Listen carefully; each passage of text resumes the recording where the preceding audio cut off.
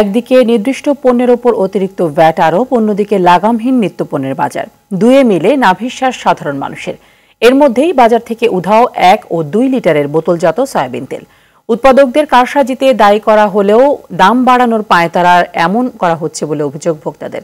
সরকারের নানামুখী পদক্ষেপের ওপরও নিয়ন্ত্রণে আসেনি চালের বাজার। ভরা মৌসুমে অতিরিক্ত দামে বিক্রি হচ্ছে সব ধরনের চাল। মোটা চালের দাম উঠেছে 60 টাকায়, প্রকারভেদে চিকন চাল 70 থেকে শুরু হয়ে 90 টাকা পর্যন্ত কেজি দরে বিক্রি হচ্ছে।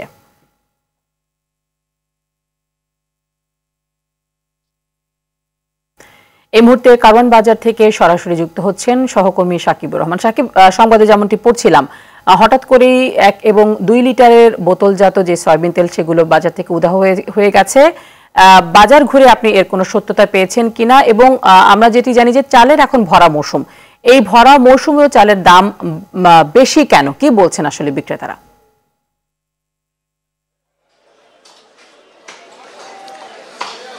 তানি, চালের বাজার দিয়ে যদি শুরু করি, ভরা মৌসুমেও চালের দাম বেশি, তার পেছনে ব্যবসায়ীরা বলছেন যে কর্পোরেট যে কোম্পানিগুলো রয়েছে সেই কর্পোরেট কোম্পানির কারসাজিতেই মূলত দামগুলো বাড়ছে। বিশেষ করে কর্পোরেট কোম্পানিগুলো কিন্তু চালের বাজারটাকে পুরোপুরি নিয়ন্ত্রণে নিচ্ছে।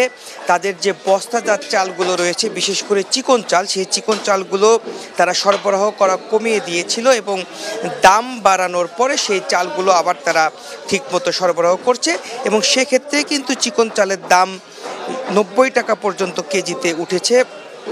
যেখানে মিনিকেট চাল বিক্রি হচ্ছে 80 টাকা করে, সেই চালগুলো আগে বিক্রি হতো 64 থেকে 72 টাকার মধ্যে, সেগুলোর দাম এখন চলে গিয়েছে 72 থেকে 80 টাকাতে।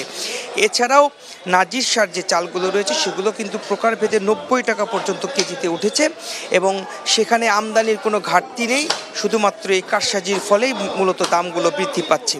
আরেকটি বিষয় যেটি জানতে চেয়েছেন সয়াবিন তেলও কিন্তু আমরা দেখেছি যে বিভিন্ন দোকানে বিভিন্ন পরিস্থিতি, কেউ ঠিকমতো সাপ্লাই পেয়েছেন, কেউ পাননি। বিশেষ করে 1 লিটার এবং 2 লিটারের তেলের সাপ্লাই কিন্তু একেবারেই কমিয়ে দেওয়া হয়েছে। যারা ডিলার রয়েছে তারা ঠিকমতো সাপ্লাই দিচ্ছে না, যেখানে ব্যবসায়ীরা তাদেরকে জিজ্ঞাসা করলে তার কোনো সদুত্তরও তারা দিতে পারছেন না।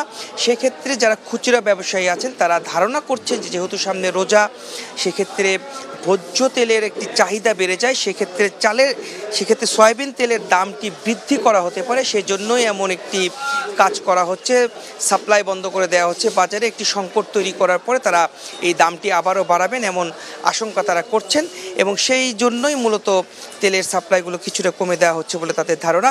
এবং সেখানে ভোক্তাদের কিন্তু নাভিশ্বাস রয়েছে, অভিযোগ রয়েছে, কিন্তু দিন শেষে ভোক্তারা আসলে তার কোনো সুফল পাচ্ছে না। ভোক্তাদের চাওয়া ঠিকমতো বাজার মনিটরিং হোক, তারা যেন ঠিকমতো দামে এই পণ্যগুলো তারা কিনতে পারে।